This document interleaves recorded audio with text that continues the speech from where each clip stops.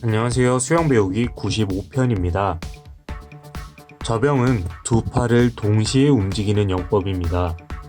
이 말은 두 팔이 동시에 물을 잡아야 한다는 말입니다. 그러다 보니 기본적으로 물을 잡는 능력이 부족하거나 팔 힘이 부족하신 분들은 팔을 빨리 뒤로 밀어주지 못하게 되고, 팔을 빨리 뒤로 밀어주지 못하다 보니 팔이 물 밖으로 나와 있어야 하는 타이밍에 팔이 아직 물 밖으로 나오지 못하게 됩니다.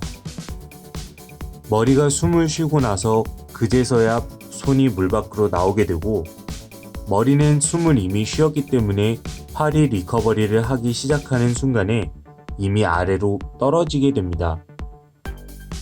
몸이 아래로 떨어지는 상태에서 팔을 억지로 잡아당겨서 리커버리를 하게 되고, 몸이 출수하는 타이밍과 입수하는 타이밍, 호흡하는 타이밍과 리커버리하는 타이밍, 모든 게 다 어그러져 버리죠. 이렇게 되면 팔은 손끝을 높이 들어 올리는 형태의 만세 접영이 되거나, 더 심하신 분들은 호흡도 제대로 하지 못하고 다시 물속으로 들어가 버리게 됩니다. 그렇기 때문에 양팔 접영을 똑바로 하기 위해서는 반드시 물을 어느 정도라도 잡을 수 있어야 합니다. 물론 웨이브를 아주 잘하는 경우라면 물을 약하게 잡더라도 쉽게 리커버리를 할 수 있고 접영 자세를 만들 수 있겠지만, 웨이브를 아주 잘하는 사람이라면 이미 물을 어느 정도 잡을 수 있는 수준의 수영 실력을 가지고 있을 겁니다. 다시 본론으로 돌아가서 이렇게 물을 똑바로 잡아줄 수 있어야 하는데, 접영을 배우고 연습하는 단계까지는 이미 왔는데 아직 물을 잡는 능력이나 팔의 힘이 부족하신 분들의 경우에는 갑자기 물잡기가 좋아진다거나 팔 힘이 세질 수는 없습니다. 그래서 이런 경우에 해당되시는 분들은 팔을 수직으로 끝까지 밀지 마시고 수직으로 밀어내는 중간에 45도 사선으로 팔을 빼보세요. 무슨 말이냐면, 우리가 자유형이나 접영을 할 때 앞에 있던 팔을 수직으로 쭉 끝까지 당기게 됩니다. 이렇게 해야 내가 잡아서 보내줄 수 있는 물의 최대치를 이용할 수 있기 때문이죠. 그런데 지금 물잡기가 잘 안되거나 팔 힘이 부족해서 접영 타이밍이나 자세가 하나도 맞지 않는 분들은 굳이 되지도 않는 물잡기를 끝까지 하실 필요가 없습니다.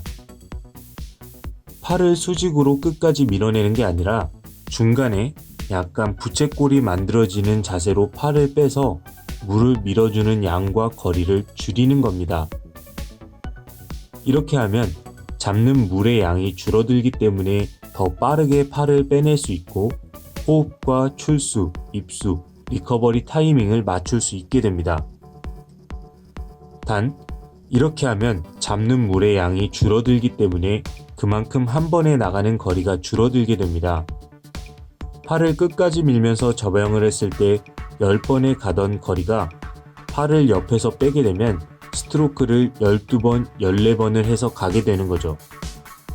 당연히 좋은 자세도 아니고 올바른 자세도 아닙니다. 하지만 어차피 물을 잡지 못하고 팔에 힘이 약하신 분들은 물을 끝까지 민다고 해도 자세와 타이밍이 모두 깨지기 때문에 제대로 된 접영을 하기 어렵습니다. 지금 설명해드린 이 방법을 완전한 접영이라고 생각하시지는 마시고 접영을 완성하기 위한 예비 연습 단계 정도로 생각해 주시면 됩니다. 꼭 어느 정도라고 정해놓을 필요가 없이 물잡기가 약하거나 팔 힘이 약해서 타이밍이 안 맞는다고 생각하시는 분들은 본인이 물을 잡고 밀어주고 피니시하는 위치를 스스로 조정해 보세요.